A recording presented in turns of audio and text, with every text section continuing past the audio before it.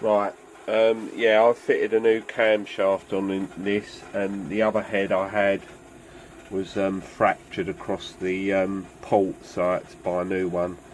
But anyway, when I fitted this back on, it's fairly easy. You have to do number 2, put that on first. So make sure it's all been set up before. Make sure that's horizontal, or them upwards. Make sure the first lobe on cylinder 1 is pointing upwards, and then I'll carefully place the camshaft in, oil up the journals. So before you put that in, oil them up all the way along. But the first one you put in is 2 and 4, and then what you do is you just gently keep doing them up, so like diagonally, so 1, 2, like that. Keep going like that all the time until you get it to 20 Nm, like on your torque wrench setting, so it'll click off. And then you put 1, 3 and 5 on, and the same thing there. You go 1, 2, 3, like that.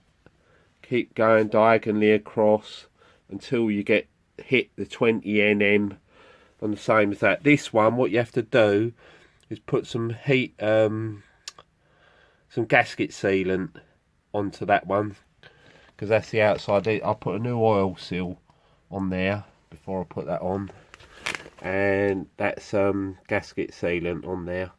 You have to do that on that one. Basically that's it. And then I put new glow plugs in with some copper grease in there, just a little touch of copper grease on the thread. So new ones of those, and now I'm just putting them on the water outlet things, ports. Right then, all you want to do, get some long nose grips, and then just grab it on that unthreaded piece and just obviously nib it up. Yeah, so now what I'm doing is putting the studs in for the exhaust manifold and the inlet manifold. Make sure when you put them in, I'm just putting a little bit of copper grease on there. Make sure you put the shortest end into the head and the longest end coming out. So I've got to do all of those all the way along. And then the next stage is to put the exhaust manifold on. I bought the little individual gaskets for that, but you've just got to make sure that end is face down like that. That one goes there like that. The others, this side, obviously it just goes the opposite way around like that. Now when you're doing the nuts up, obviously do them alternate, 1, 2, 3, 4, like that. Just keep nibbing them up, and the actual torque wrench setting on there is 23 Nm if you want to be, you know, straight down the line. Next stage, you've got the inlet manifold. Just make sure when you put it on, see that raised bit, I don't know if it makes any difference, but that's how it come off. So that's brand new gasket, but that's the raised bit on the gasket. It's got to be to the outside. Basically you put that on like that, and then you've got these Allen key bolts that go in there. Yeah, so now just as I say, alternately, and just keep nibbing them up. See, till they're tight enough. These Allen keys, keep it alternate. It's nearly done now. This slight error, just got to undo them 2 Allen bolts, because I've got to fit this bracket on. That goes there like that. Alright, next stage is to put new heat shield washers in. Now if you look there, slightly the oval, right, you've got like a dip, a bowl, well that's face down, and the oval bit spreading up is upwards.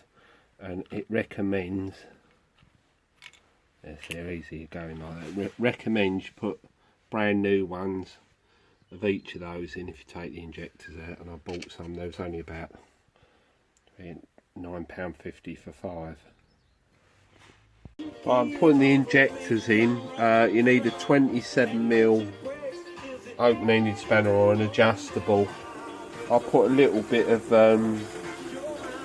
just sort of engine oil on the thread to ease it in. I've actually, in my other video, I refurbished the injectors, just cleaned them all out. I've actually sprayed the heads, that's why I've got masking tape in there, just to I'll clean them up a bit. Sprayed it with heat resistant black.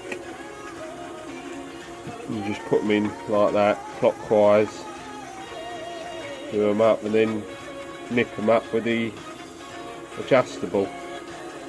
Now I've done all mine up, as you can see. Done them as tight as I can, and then they went slightly just off centre there. See that? All approximately the same. It's about as tight as you want it, I reckon. Then just connect the leak off hoses. You've got a stub end one there, goes to nothing. And it goes like just links across each one. I put a little bit of tape around there because mine was fraying on each one, insulation tape. And so that one, just squeeze them on. Like that, squeeze them all on. Also, what I found is I've had to dismantle the injector again, just briefly, put it in the vise, take that off. So, because obviously you've got this lump in the middle here where the water comes through, just to get the socket on, which is 27mm. So once I've done that up, then I can put the injector back on. It's only for these two.